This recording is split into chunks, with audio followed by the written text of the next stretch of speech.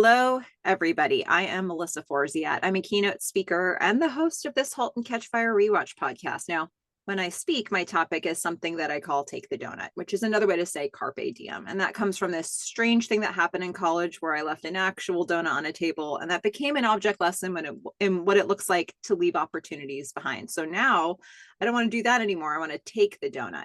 One of the things that I wanted to do this year was rewatch the show Halt and Catch Fire, and this time talk about it with other people, which has been such a fun process. So here's where this began. I began by doing episode recaps for all 40 episodes of the show. Then I up-leveled that and began speaking with cast and crew who have more information to add to the show. And that is what we're doing today. I'm getting a chance to do one of those lovely interviews today. And just as one more quick housekeeping item, if you are brand new to the show Halt and Catch Fire and you're looking for spoiler-free content, go check out the episode recaps. Those are spoiler-free up until the episode that you're on. These interviews, we could mention any detail from any episode of the show. So I just wanted you to be aware up front that these could be spoiler-filled. Just know that going in. But if you're sticking around, this is going to be a good one. We're talking with Angelina Burnett today, who is a writer credited for specifically 306 and 405. Also was the supervising producer for season 3 and co-executive producer for season 4. Welcome, Angelina. Hey, thank you for having me. This is exciting. This is so good to be able to talk with you. I just find that, it may be a shame that I saved the writers for the end of the interviews, because there's probably a lot of like stuff that I was saying during the recaps that might have been better informed if I had had these conversations earlier. But it's fun to like have all the speculation that we've had and then have the conversation with you. So really glad that we could bring you in now. And also just to sort of like level set how I think about my work and, art in general, like there is the thing that we create. And then there is you and your personal experience that you bring to your enjoyment of the thing we've created. And so it means that the thing actually exists somewhere in the middle. So like it's not mine anymore. It's not ours anymore. So whatever you brought to it, whatever you experienced is the thing. Like do you know what I'm saying? Like we just don't get to control people's response to our work. So it's actually quite fascinating to me how people receive these things without any context. So I think you did it the right order. That's my feeling. Oh, perfect. I'm so glad. Yeah. I mean, there's definitely, and I have to say some of the episodes that you did were ones that we really speculated about a lot and had a lot of fun digging into, as like those of us who were sort of early adopters of this podcast, really getting into conversation about it. So the conversation has been rich before this, but I'm really looking forward to seeing what you want to add to it as well. But before we get into any of the episodes in particular, what was your road to this show to begin with? How did you get started with Halt and Catch Fire? I as memory serves, which just full disclosure as we go through all this could be foggy, unreliable. I remember reading the pilot because back in the day when there weren't 800 million shows on the air, it was like I usually read all the pilots that were being shot. So I had read the pilot and thought it was fantastic. And I'm not sure that I watched the first season as it was airing, but I binged 1 and 2 together. That's what I vaguely remember, and just like lost my mind. And I was like, I have to work on this show. And so I just called my reps and I was like, you have to get me in there. I don't know if there's space, but like, I just have to get a meeting. I went in and was like my enthusiastic self. I grew up in Texas. I grew up in Fort Worth.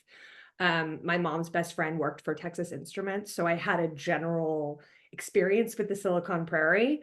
I am late Gen X. So my life really straddles the advent of the internet. And I had done a lot of thinking and writing and reading in college about how we map our humanity onto the sort of internet space and how it might shift and change us.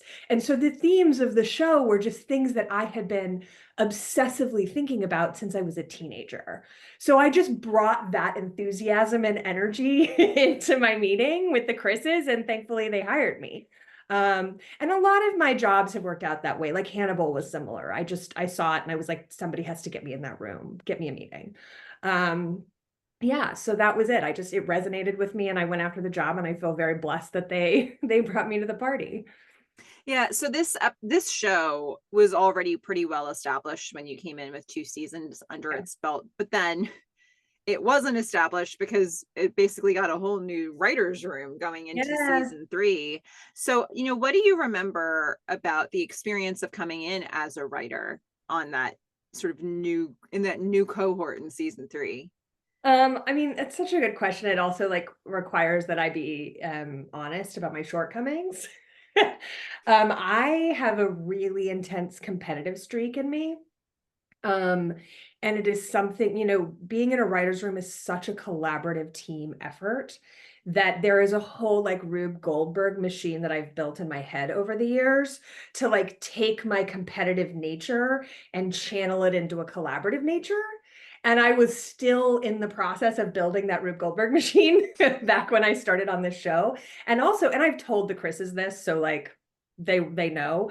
I'm a little bit older than they are. I'd been in the business longer. And as I'm sure you know their story, they wrote Halt as a spec. And so, like, as somebody who'd been like working my ass off for a long time to try to get my own shit on there was a little bit of like, who the fuck are these young guys who just come in and like fall in shit? And so there was this like battle in my head of like, they brought you to this party. They're just lovely guys. You've talked to them. They're just like good-hearted. They care about being good bosses. They care about creating a really collaborative, loving, supportive, kind, safe environment. So what I remember most about those early days was like not getting in my own way, was like fighting my worst instincts about jealousy and competitiveness to like open my heart and open my creativity. And there was, it was like lumpy for a minute for me. And I've talked with one of the other writers about this, about how we had a similar sort of like, friction with each other. And it finally ended when we both read each other's work. And we were like, oh, shut the fuck up. You're great. You're great. You're great. We're all great. So that's the honest answer about what I remember from the beginning, is me not trying to fuck it up because I have these, human things about me. But once we really like clicked, man, I guarantee you, every writer you talk to will say this: best writer's room we've ever been in. Like, just the most loving, supportive, kind, collaborative. It will never be that good again, and that's okay. But yeah, that's how it started, and you can see what it turned into. What an amazing journey you had. It sounds like relatively quickly. It was quite a significant learning curve on this job. Oh yeah, yeah, yeah. Yeah. Wow. Unbelievable. So, okay, you maybe didn't need to do a ton of research on this area, given that you had been sort of doing it your whole life. But was there any specific research you did coming into the show once you got the job? Yeah, the where I really did the most research, and it was so much fun, is into video games.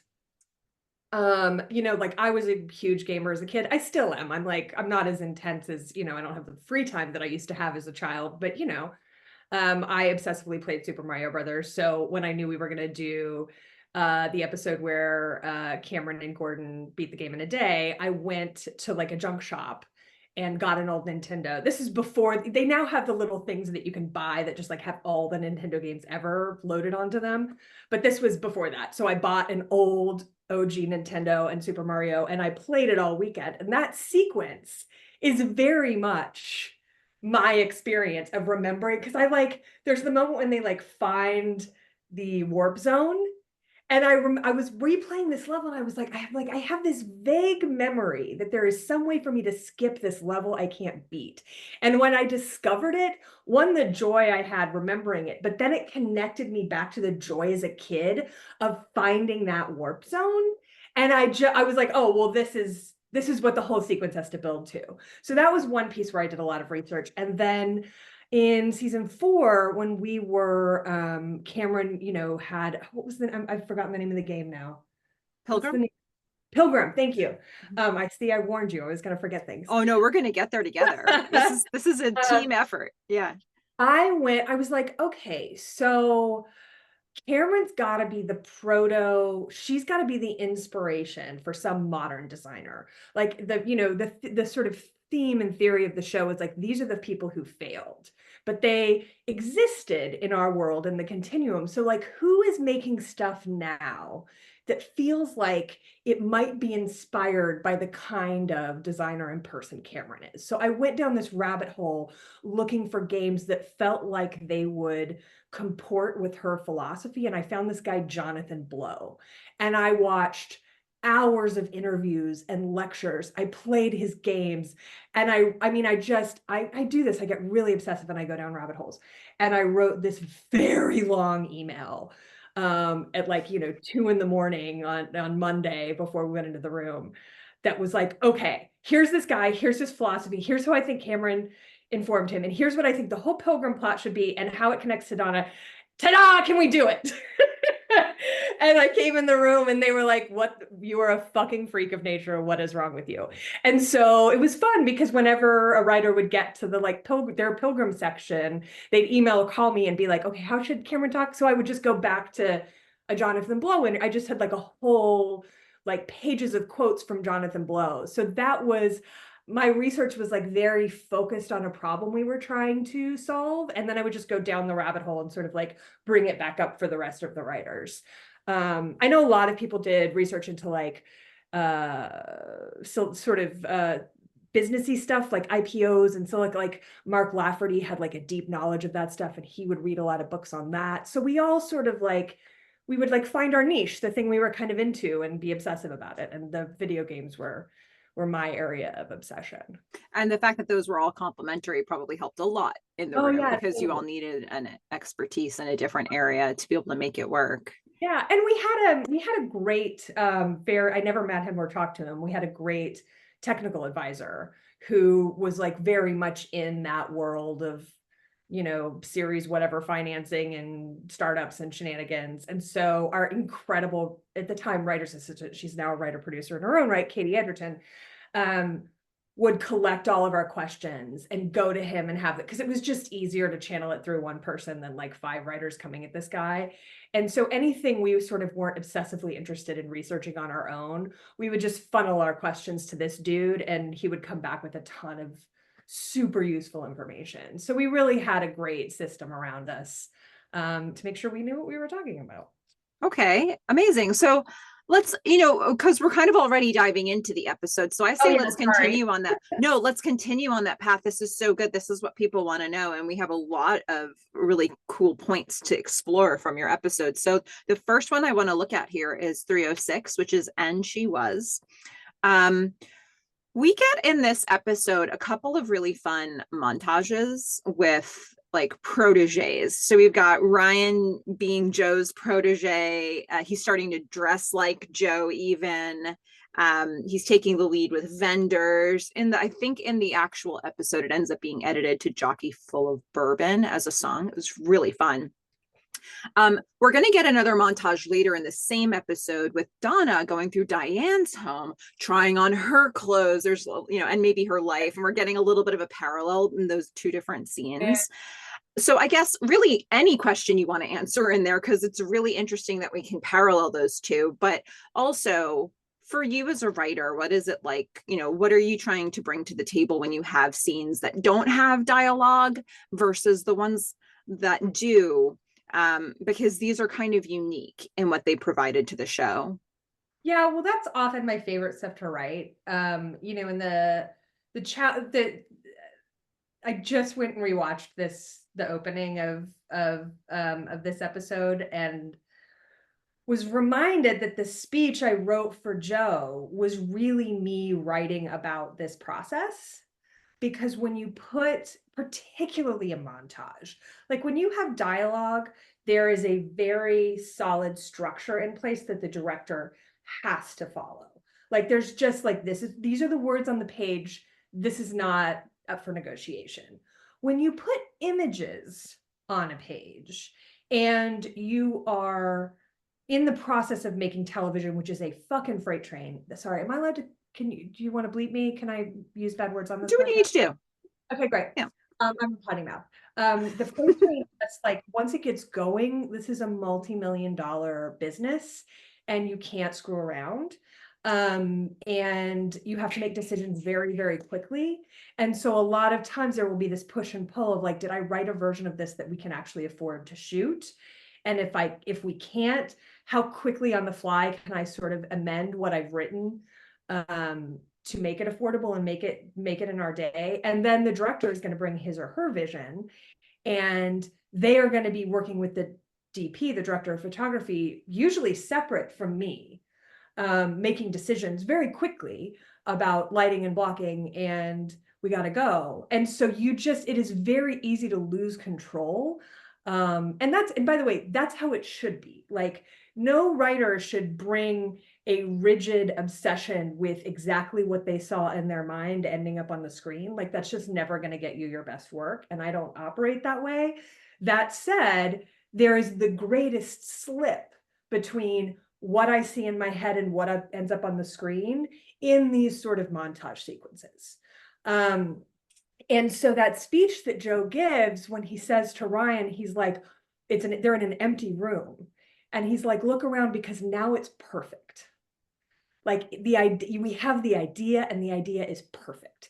And from here on out, all of these things are going to happen and it's not going to be perfect anymore. It's going to be good and we're going to move forward. But like, this is the moment when it's perfect. And that was me basically channeling myself as a writer, that like in this moment, this montage that I'm writing is perfect and it will not look like this. And it doesn't. It looks nothing like what I had in my head. The one thing that stuck was Jockey Full of Bourbon. My father's a musician. I hear things are musical, dialogue is musical. There's a scene in the episode 4, a season 4 episode I wrote where Gordon and Katie are playing ping pong outside Joe's office and pissing him off. And I wrote where the plinks were happening in the scene, because like it is, the sonic storytelling is to me just as important as the visual. So it is always, and the Chris's know this about me, I write a ton of songs into my scripts and I'm always happy if like one lands. They don't always all make it in, but Jockey Full of Bourbon was the one, I think the only one from that episode that made it in. And I was so delighted it did because it worked. It gave the montage of the energy and the vibe that I wanted it to have, which was both driving, but also a little cattywampus. So that's, and I don't know, when I was writing it, I can't remember thinking of those two sequences as parallel, the sort of as like mentor, mentee of Ryan and Donna. It's so interesting you say that. That's sort of what I was saying at the beginning, like that's such an interesting way to look at it. I think I was thinking more of like, Donna, I mean, you're right, they're incredibly parallel, but it was Donna being seduced by a different kind of life, a life that she wasn't sure she wanted or could have. Whereas I feel like for Ryan, this was always the goal. Like now he's getting the thing, he's getting on the train. With Donna, it's like, oh, there's new possibilities I hadn't considered. So I thought about those two very differently, but when you say you're not wrong, like they are parallel in a really interesting way. So that's a cool observation. Well, and Donna's is a bit loaded because of her added life experience, because she kind of probably could have gone down this exact path if not for Gordon and choosing all of the things that she chose with Gordon. And, her parents probably would have been happy for her to have this life that she's trying on right now. But would she have ended up with a wine farm in Napa Valley? Like, honestly, probably not. Yeah. Like, that's the thing that's so cool about Donna's character. She kind of had to do all the things she did to end up, particularly as a woman in the 80s. Do you know what I mean? Like, it's just, she had to take that circuitous path to end up in Diane's. And I'm going to loop back around. Sorry, I'm kind of all over the place, but I'm assuming you can edit this. the Chris's at the beginning of every season have this, they go off and they have their sort of like, bromance, collaborative love fest, and come back with a series document of like, we think this is maybe what the season is. What do you guys think? And the season 4 series document, Diane was a dude. And I was like, can we think about making this person a woman? And Rogers, I mean, this is such a perfect example of like why I adore this man and would throw myself in front of a train for him. His initial reaction was like, absolutely not. No. He like had a vision in his mind, and he had like, potential storylines in his mind, and it being a woman like threw that all out the window. Plus, on top of that, like there weren't female VCs back then. And I was like, okay. And I went home and I did some research, and I found only one woman in all of Silicon Valley who was doing VC, and she was in medical technology. And as I was doing this research, I get an email from Rogers that's like, I just want to apologize for the way I shut you down. That wasn't cool. It's a good idea. Let's discuss it. So like, it's just, he caught himself and he was like, no, let me stay open. And you see what happened. We end up with this, Donna having an example. If you can see it, you can be it, someone to look to and be like, oh, actually, there is a whole other world for me.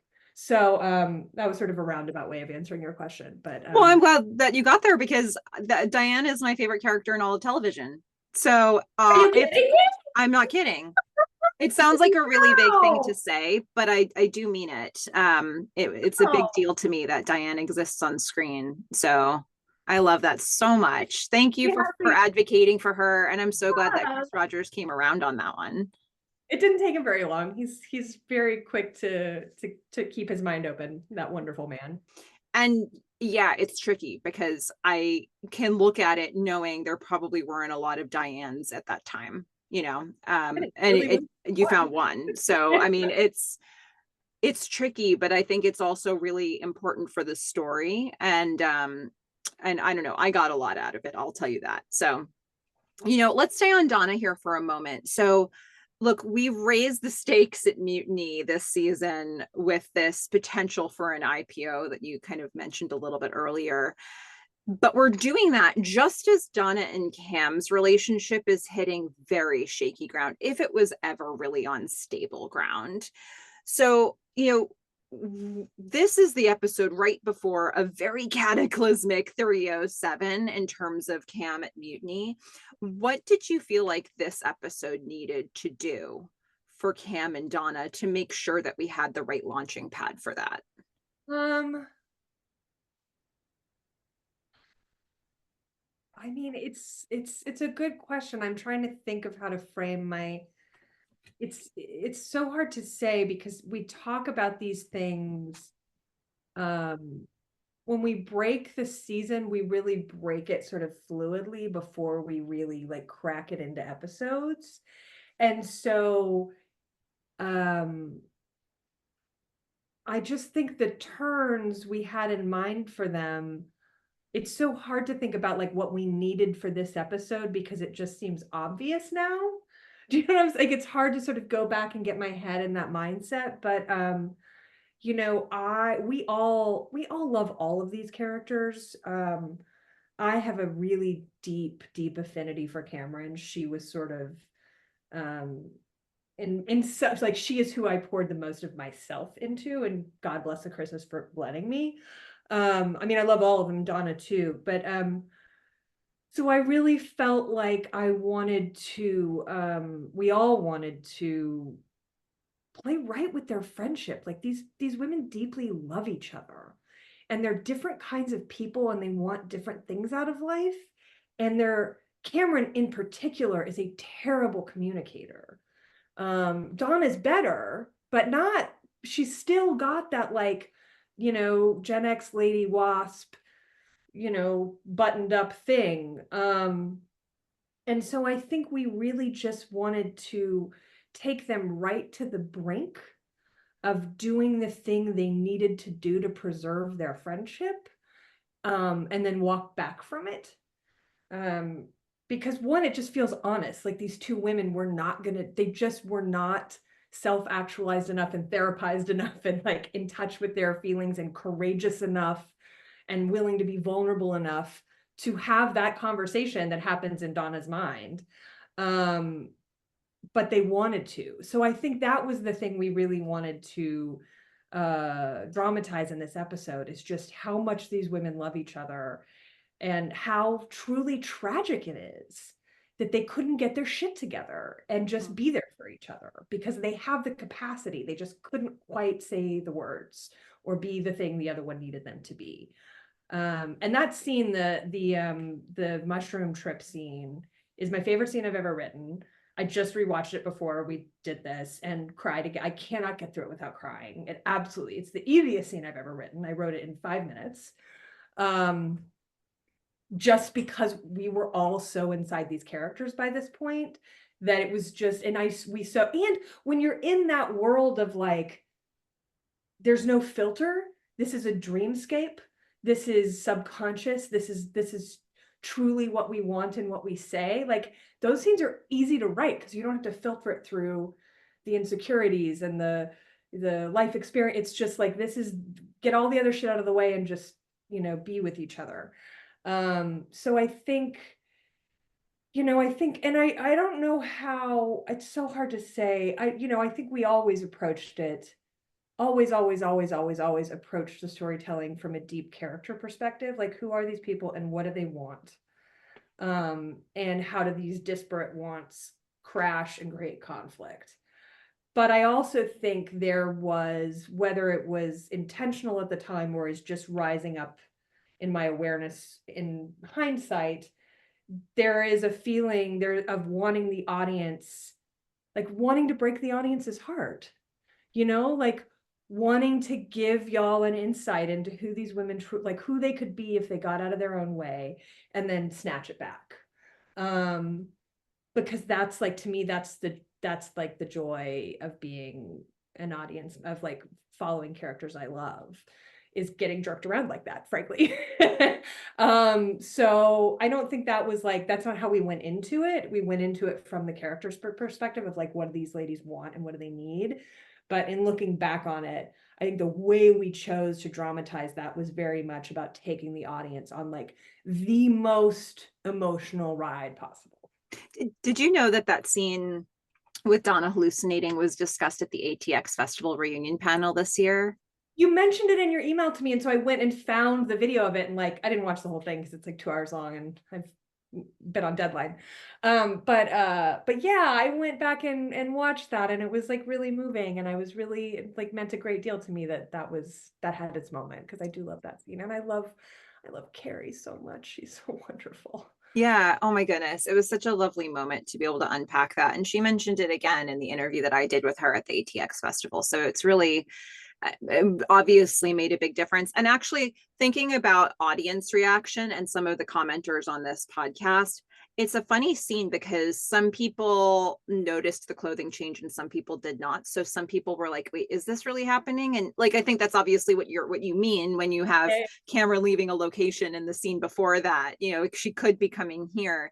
Yep. But it is interesting what you're saying about them getting out of their own way, because it is this interesting exercise to say, okay, sure, imagine Donna did say all these things to Cameron, but I can't imagine Cameron reacting like this, like, so it is this, how hard do you come down on Donna for not saying the things when this is the absolute best case scenario of what her response would have been? Well, it's Donna's hallucination. Do you know what I'm saying? So like, you are getting what you from Cameron, you are getting what Donna needs from Cameron. And I'll give you another little delightful anecdote that's one of my favorite things that ever happened in the writer's room. Because the way that the Chris's run the room, you don't get time away from the room to go write your script. They want everyone in the mix all the time. A lot of shows, like when you're off on script, you get sent away for 2 weeks and you miss whatever's happening in the room. We didn't do it that way. So I was writing, nights and mornings and weekends. So I had already written this scene.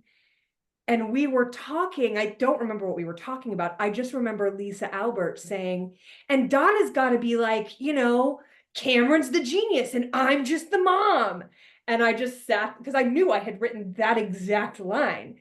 And when my script came in and they were giving notes on it, we got to that scene and Lisa looked at me and she's like, you must have just been sitting there so smug. Like there was this moment where we realized that it was like the thing I was like, yes, my fingers were the ones touching the keyboard, but like the collective unconscious of that room was what wrote that scene. And so it had come, do you see what I'm saying? Like it had come, actual lines that were already in the script had come out in the writer's room post it being written in this like weird mind reading, mind meld kind of way. So that scene truly feels to me like the best example of the collective unconscious of the writer's room. You said another thing though I wanted to respond to, and now I've forgotten what it was. Yeah. Yeah. Well, we might come back to it. Let's look at something else you mentioned earlier with the Super Mario Brothers scenes. So I'm curious with this one. I don't know if I want to use the word technical, but Super Mario Brothers, it's licensed, right? Like there's probably restriction on what you can and cannot use that you might not have known what those restrictions were at the time when you were writing it. So how do you contend with something like that? Like how much does something like this end up getting changed? Not much. You just write it, and then the lawyers do what the lawyers do, and Melissa Bernstein, the greatest producer in the history of television, comes back to you and says they have this issue. I don't remember what line they had an issue with. I remember the line I changed it to because I had to do it at the last minute, and I fucking hate it. And I actually, when I was rewatching the episode, skipped because I cannot hear it come out of Gordon's mouth because I'm so mad at myself that I didn't just take 30 more seconds to come up with a better line. But one line did change and it will haunt me until I die. No. And here I am asking you hard-hitting questions about it. It's fine. It's also a great lesson because it's like it's forever. You're in the pressure of production and you just have to make a choice and go with it. And it's a good reminder to be like, take a breath, come up with the best, don't settle. Like you don't have to take 10 million years. You don't have to slow down the train, but just like take the 30 seconds you need to make sure that you are okay with this decision you're making living forever. And God bless Scoot, who kind of like looked at me like, okay. And then he sold it. But what was the lion? I can't say it out loud. I hate it too much. But if you go back and watch that scene, it'll be obvious because it's like, why would anyone say that? Okay. Fair enough. I think there was like a shit or something like that. And they were like, you cannot say shit in a scene with a Nintendo. And so that's, I think I had to change shit to something. I think that's something like that. But it is a very long-winded, I should be talking with my therapist instead of you answer to a very straightforward question, which is, I mean, that's what I'm here for. This is what the deep dive on Halt and Catch Fire has been about for cast and crew, really. It's been fun. So I don't think about that stuff when I'm writing. I just wait for them to bring me a problem and then I solve it. That's the simple answer to your question. I will say though, that sounds like less changes needed than what I thought. Even though the change that was needed was traumatic and horrible for you, but I had this fear for you that you would have written all this stuff and they would have been like, no, we can only use these little pieces. So it sounds like that wasn't a factor. The sequence is just them having so much fun playing the game, which is like, you can't ask for a better commercial for your product than people being like, this is the most fun I've ever had. So like, I think most of it was fine. Yeah. Well, okay. So here's a question that people have been agonizing over. Do you think Gordon's ham radio was ever working before Cam plugged it back in or in the first time? Just curious. I feel like I have to not answer this question. I mean, I know the answer. Okay. That sequence was like a big, Cantwell and I really had a lot of, that was the only time he's ever rewritten me, actually. That sequence was much longer. There were part of the reason I was like, I don't want to spend time on this. I want to spend time on these other things. And you're going to have to cut something in the episode. So I kept making it shorter because like, I don't want you to get into editing and like choose this over that. So I kept making the scene shorter. He kept coming in and making them longer. I'm gonna let you guys think whatever you want to think about that. Okay. No, that's fair. Right. I mean, look, we've people come, it's been respectful and people been hearing each other out, but I think we all kind of have our, yeah, I hear you, but I think it was this sort of I mindset feel on like it. I will, as somebody who knows the actual answer, I will tell you that there's no wrong answer. Yeah, cool. All right, everybody, that's it. That's what you're getting. All right. And maybe you can get one of the other writers to give you a different answer, but that's all. I mean, I warned you at the top. I really feel like the thing exists in between us. And so it gets, your version is right and this person's version is right. And that's what it is. Yeah. At the ETX festival, Chris Cantwell sort of offhandedly referenced this detail in his interview, but he was still like, I mean, he maybe or maybe not did have and he just like threw both possible scenarios out there. As like, of course he did this. Like that was the question wasn't even about that. So good. Let's look a little bit at Diane and Boz. Okay. Because this episode advances their relationship between the opera, the scene where they get to know each other better at the bar, and then they hook up. There's like kind of a lot of stuff happening for them in this episode. Tell us about writing for this pairing. It was a relatively new pairing. We now have a woman in Diane's position. Like, what was it like creating this dynamic? It was intimidating. These two characters are probably the furthest from myself, which is always, both incredibly fun, but also for me, a little anxiety producing because all you have is, the vision outside of your eyes and outside of your ears, and you can do your best to imagine yourself into other worlds, but like you're always coming through this filter. So the further away I get from myself, the more anxious I get that I'm going to fuck it up. But the one thing I had going for me was, I'm from Texas and I feel like Boz is he is the most Texan of all of the characters on the show. And so I really leaned into that, which is why they talk about Texas and that bar scene is because I felt like this is solid ground for me. And also just as like, a kid who was obsessed with Shag in the 80s, like having Annabeth, getting to write for Annabeth Gish was like a totally bizarre experience. But yeah, I just leaned into, like, I love both of these characters. I wanted them to be happy. I think we all did. I think we wanted Boz's sort of late stage shift into a new kind of life to be supportive and loving and kind to his heart. And we wanted to lean away from any sort of stereotypes or tropes of like, what a successful businesswoman might be like emotionally. I think we just wanted to give these two a chance to like truly fall in love and take care of each other. So that's where I remember coming from, is just a place of a little, like, a lot of insecurity and also just like letting my heart lead me. And then you've got two great actors, and so like you put halfway decent dialogue in their mouth and it's gonna be fine. Mm-hmm. Yeah. So there's another scene here that like intention is something that has been really unpacked and explored by the audience. And it's a Cam and Joe scene. And we don't get a whole lot of Cam and Joe scenes in this season. So when we get them, we have a lot to consider.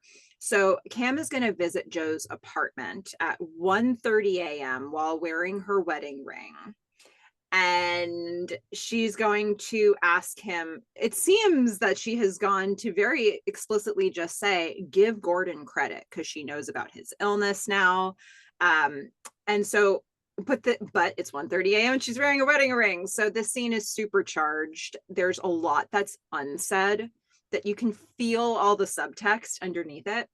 So in your mind, what was driving these characters in this particular one?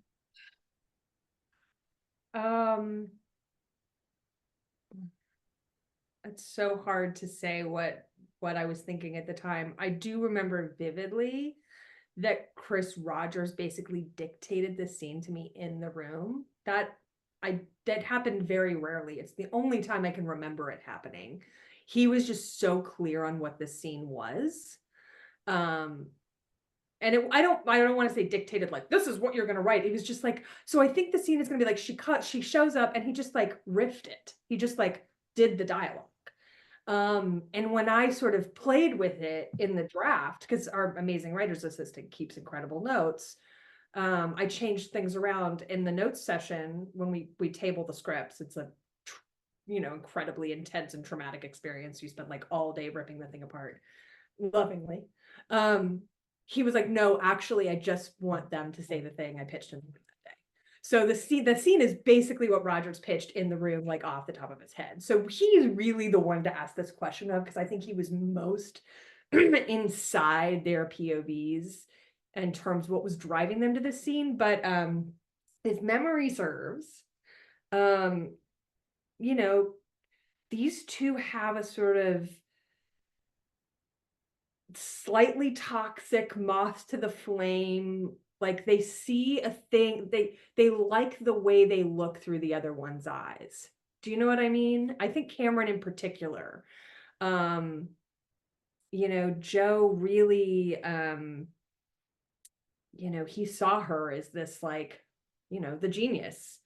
And I think she loves him, and I think she likes the way he makes her feel. And so I think there was a real tension of like, will you remind me, did he know she was married yet? This is the scene he Nobody finds out, right? knew. Nobody really Yeah. knew at this Yeah. point. So she shows up and Yeah. he's like, yeah, who was it? Yeah. Yeah. Yeah. Yeah. And I don't Yeah, know that she even gives him a name. I think this scene, God, I'm so sorry. It's just been so long. I think this scene was the subtext of it was she wanted to tell someone she was married, and she wanted to tell Joe, but she wasn't going to say it. So she showed up with her ring on. If memory serves, that is where I think that's where the scene started. Please don't quote me on this. This is why I say, like, whatever y'all want the show to be is what the show is. But if memory serves, that was like the starting place of the scene. And then the Gordon stuff got stacked on top of it. But in terms of like arcing the characters, when we're thinking big picture and sort of breaking story, I think the purpose of that scene was Cam wants to tell Joe she's married. And then we had to sort of, like, as we were breaking the rest of the story, figure out, like, what is she pretending the scene is about? Don't quote me on that. I could be wrong. It's been a long time. But Well, that is it's my vague memory of the what. cool thing about the scene is baked into it. There's a contradiction in Cam Yeah. that you have to contend with no matter how you look at the scene. And that is, I want to tell Joe that I'm married and I'm doing this at 1:30 a.m. like a booty call. Yeah, yeah, It's like, yeah. what's going on there, Cam? I think she's also testing it, because God, I wish I could like transport myself back into that time to really tell you what we were thinking about. But I don't know. I think Cam was conflicted about that marriage from the jump. Like, I think Joe offers her something very different and very dangerous and very, like I said, like slightly toxic. And oh my God, his name is flying out of my head. Her sweet husband. Thank you. Um, he's safe and kind and simple. And, Cam's come from this fucked up family where she's never felt safe, so like love as she understands it is conflicted, like it's hard to trust true, gentle, safe, supportive, connected, vulnerable love when that is not that is not the way you were raised. And so your nervous system tells you this is actually dangerous.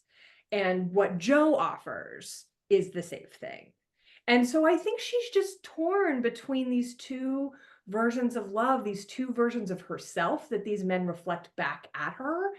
And showing up in the middle of the night like that is kind of a test.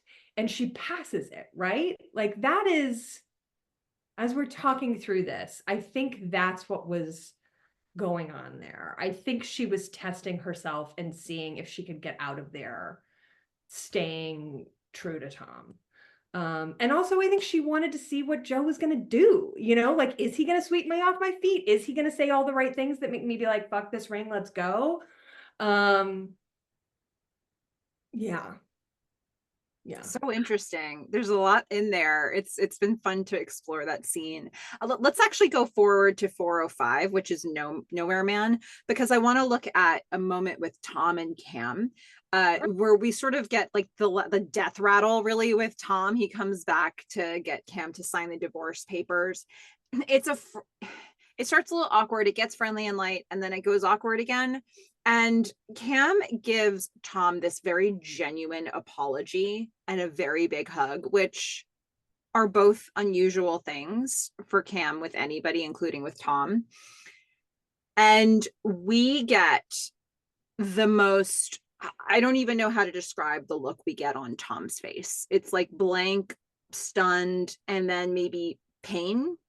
And I'm curious for you, because I don't know how much of this is actor choice or how much of this is like there were multiple takes and we chose it in an edit.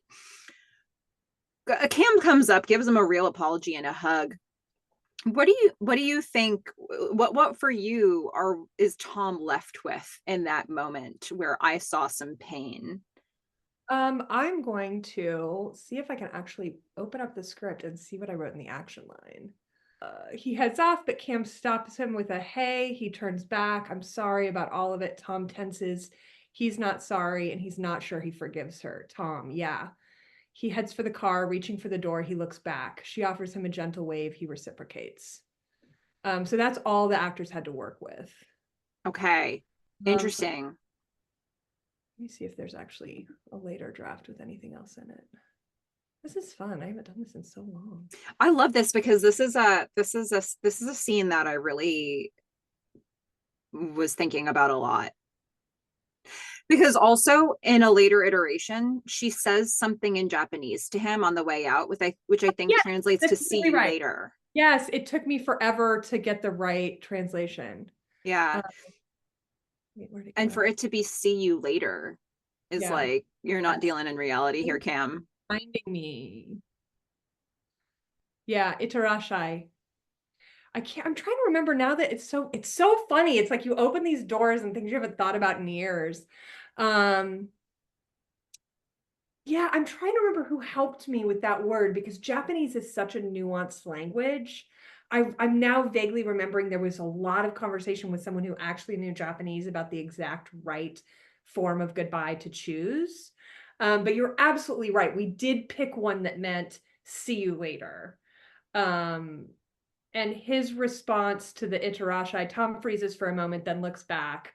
They lock eyes across a great distance. He offers a gentle wave, then turns to go. He's not looking back again. So yeah, I think there were definitely cues in that script to Tom that like, he's not where she is. Like he's still wounded and is not ready to say, see you later. He wants to be done. And Cam very much, wants to keep the door open.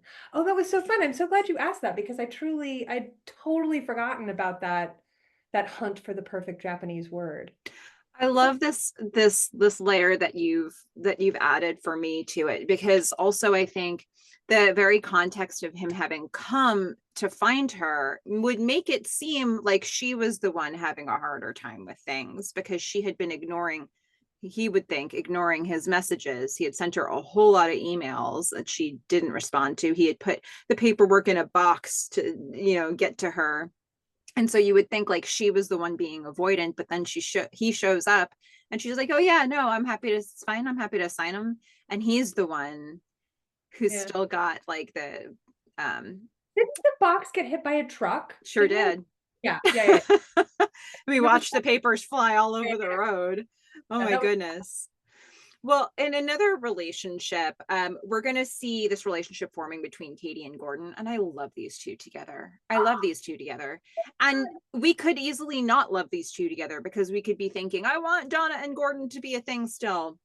But Gordon feels like a pretty different guy at this point, and Katie feels like the right person for this Gordon. Yeah. So just tell us a little bit about writing scenes for these two. It was so fun.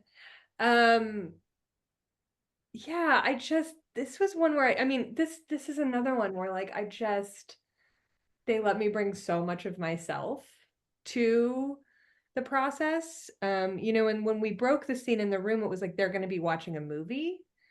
And Mark Lafferty and I are both hardcore sneakers obsessives. Like I could perform the whole movie for you right now.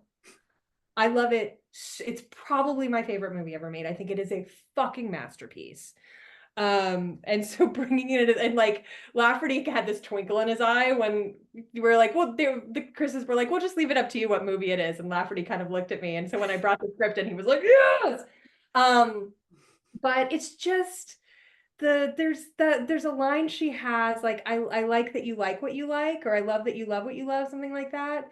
When I found that line, that to me was very much like the sort of core of how I approach the relationship. And you like, it's tough because on the one hand, you don't want, like, she is Gordon's love interest, right? Like that's the reality of that character's role on the show. She's not got her own story. We're not going home with Katie, and particularly as a woman, like you don't ever want someone to feel like a 2D cardboard cutout there just to service the guy in the show. But the reality is like Gordon was one of our core four, and we knew he was dying, and like what she brought to him had to be servicing his sort of like final character transformation before we said goodbye to him. So finding a way to balance, like making her a whole human being who like feels like she goes home and has a life, even though we don't see it, was something I was really aware of, but also creating a character that would make Gordon feel good and loved and excited, and that in that early phase of a romance where you're just like, so it was, that was a sort of challenge there of like not giving her short shrift, but also just like doing everything we could to give Gordon a really great send off. And Anna Klipsky's just fucking great. And again, like growing up as somebody who loved My Girl and then getting to write for, it's just like special. It's special. And they just, thank God, had great chemistry. Finding like roller derby, I feel like Anna brought to me, she was like, I don't know, she did a lot of research and she was like, I don't know if they actually had roller derby in San Francisco. And I was like, they do. Just, it sounds cool. It sounds cool that she does, just let her be a roller derby person. Because again, like you're just trying to find those ways to like make her feel like a well-rounded, full human being separate from Gordon. And you just have very little real estate to do that. So the roller derby was sort of one thing that was sort of like, I didn't see that coming. What an interesting lady. But Anna totally went down a rabbit hole and was like, oh, there was no roller derby league in San Francisco. I was like, I don't care. We're going to pretend there was. So yeah, I hope that answered your question. It did. And, I have to say, like, you achieved what you wanted to with her, because I feel like I know quite a lot about Katie by the time she's, exits the show. And so I think you achieve what you want. And I think part of the reason I feel that way also is that the first time we see her, she's got a significant monologue about death metal. Yeah. And it was a really interesting way to introduce this character. Was that a Zach Whedon episode? I feel like Zach introduced her. Zach's like maybe my favorite writer alive. I love him so much. He always got the most incredible details that just in like a phrase would make you go, oh my God, I know who this person is. But it's so rare for us to get like introducing a character to have them have that significant a monologue about something that doesn't seem to be, like it's distinct in the show. So I think it really gives you a sense of her character. Even if it's a job interview and she's going to be his love interest, like it starts to give you this idea of her inner life that is very rich. Yeah. A character we haven't really talked much about, a little bit, was Boz. And so he has a heart attack. And Cam, Donna, and Gordon all have a reason why they feel guilty about his health condition.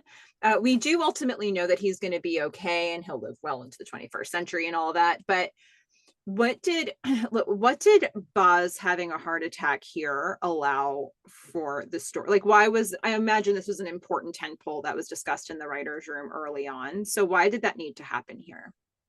Um, oh gosh. I think so much of the arc of this season, like two sort of character arcs of this season, well, three really, it's Gordon dying, um, Cameron and Joe coming together and breaking up, and then uh, Donna and Cameron slowly finding their way back to each other. Those were sort of the three character arcs. And so two of those really required some sort of shocking emotional event to move them in the direction we wanted them to go. I think it's really easy for it, like, we've all had moments like this where things are fraught with someone and then a tragedy happens and like you just have to put that shit aside. It just like creates space. Do you know what I mean? It's like it creates a moment of like uh understanding about what fucking matters in life. And it doesn't mean that it lasts. It doesn't mean that it creates enough space for everyone to walk into and be like, I'm sorry I lied, I'm sorry I was kind of a dick to you. Like, do you know what I mean? Like, it doesn't solve everything, but it creates that space.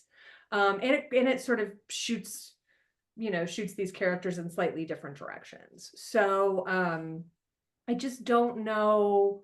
I mean, the Joe and Cameron relationship absolutely had to like it had to come to light that she wrote the algorithm, and how do you get Cameron to a place where she's going to confess that?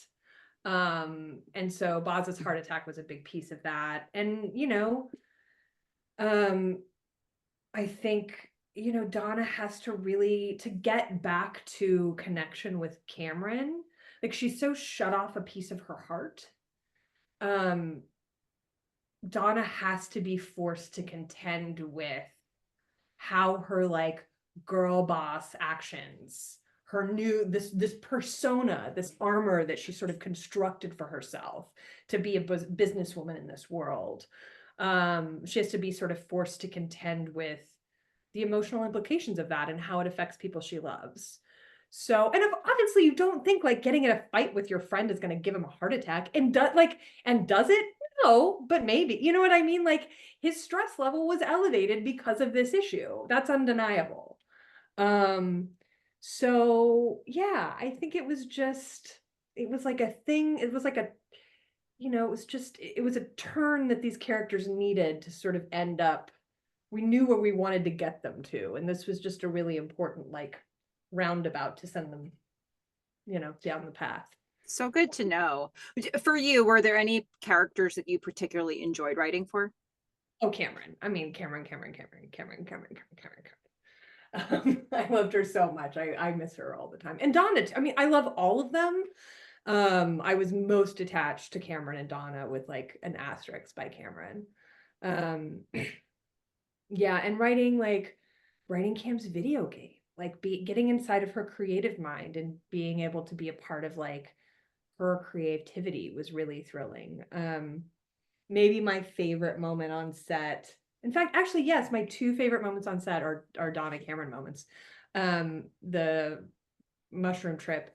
And then there's a scene at the end of uh and she no wait what was Nowhere Man, at the end of Nowhere Man, the montage at the end, another song that stuck, by the way, PJ Harvey, that I wrote into the script. I know that song is just like, oh. Yep. But when she's playing Pilgrim, when Donna's playing Pilgrim, I mean, that was like the um the sort of the like end result of, I told you that like deep dive I did months before with Jonathan Blow, and I wrote this whole email. Like that moment was sort of like all of that coming to fruition. And I'd written, it's like you write these action lines, and the way I approach writing action lines, I mean, one, you just have to tell people what they're seeing on screen. You have to tell the director what action is happening. But the second layer of that is like you're whispering in the actor's ears. You're putting thought, you're planting seeds, you're giving them thoughts, you're giving them a vibe, you're telling them rhythm, like what is the rhythm of the scene? What is the emotional tone of the scene? And that all gets put in action line and filtered through them. The audience never gets to see those action lines, right? Like that is my secret language with the cast and with the director. And I don't know that every writer approaches it this way, but I do. So when we were on set shooting that, Carrie was like, because she has to accomplish all the shit I put in action lines, but just it's on her face, right? And there's nothing on the screen. She's just clicking, it's green because they're gonna burn it in later. So she's not looking at anything. So she's like, I don't know if she asked that it was me. She might have asked for me to do it, but somehow I ended up, I'm gonna start crying. Somehow I ended up reading that whole action line as she was doing the pilgrim stuff. And it was like, it was just like, I've never experienced anything like it. It was just such a beautiful connection between the two of us. And so I've always thought of action lines as like whispering to the actors. And here I was literally actually doing it. Like I was just out of frame, like down below her, like whispering up at her what she was doing. And she's crying and I'm crying. Like it was a whole thing. So that to me, like I was writing for Cameron, and like I was writing for Cameron in that scene because that is like Cameron is present in that scene without actually being in it. And I was doing things that I knew would make Donna feel things. So that to me, when you say like, who do I like writing for most? Those two women I like writing for most, but that scene is sort of like the most perfect distilled example. And again, no dialogue. Like I like putting thoughts in actors' heads. And that was just like, that to me was sort of the pinnacle of my experience on this show, of getting to know these women both so well that without dialogue, I could create an emotional experience for them.